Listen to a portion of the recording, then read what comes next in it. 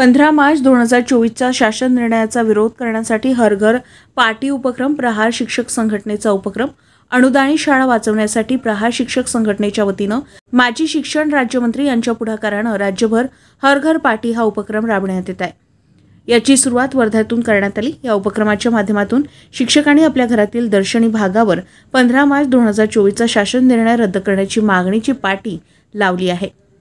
शासनाने तात्काळ हा निर्णय रद्द करावा, अन्यथा प्रहार शिक्षक संघटना आणखी तीव्र स्वरूपाचं आंदोलन करेल, असे अजय भोयर, नागपूर विभागीय अध्यक्ष, प्रहार शिक्षक संघटना यांनी 25 मे रोजी दुपारी 3 वाजताच्या सुमारास बोलताना सांगितले।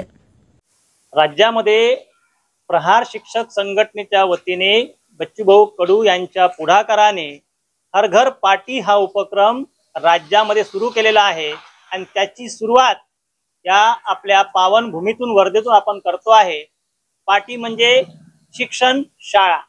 ही शाळा हे शिक्षण, गोरगरिबांचं शिक्षण या 15 मार्च 2024च्या शासन निर्णयाने बंद होणार आहे आणि म्हणून हे शिक्षण बंद होऊ नये याकरता या 15 मार्च 2024च्या शासन निर्णयाचा निषेध करण्याकरता ही पाटी आम्ही सर्व शिक्षकांनी लावलेली आहे। आमचं या माध्यमातून पालकांना पण आवाहन आहे की जर तुमची मुलं जर भविष्यामध्ये या मराठी माध्यमांच्या अनुदानित शाळेमध्ये शिकले पाहिजे असं वाटत असेल तर आपण सुद्धा या पाटीचा आपल्या घराच्या दर्शनी भागामध्ये वापर करून शासनाच्या निर्णयाचा धिक्कार करावा, निषेध करावा, जेणेकरून भविष्यामध्ये आपले गरिबांची मुलं शिकले पाहिजे।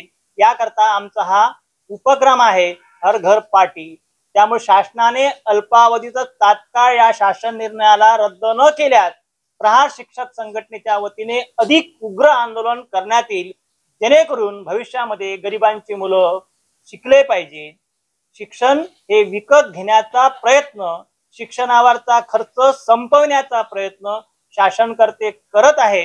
फक्त फुले शाहू आंबेडकरांचं नाव घेत आहे, पण त्यांच्या विचारांची पायमल्ली मात्र हे शासनकर्ते करत आहे।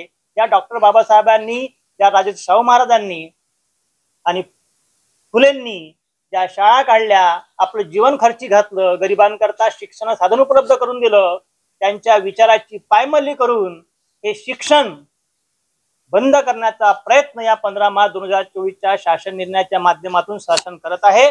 आणि तात्काळ हा हा शासन निर्णय मागे न घेतल्यास प्रहार शिक्षक संघटनेच्या वतीने अधिक उग्र आंदोलन करण्यात येईल, अशी आपणास त्या माध्यमातून विनंती करतो।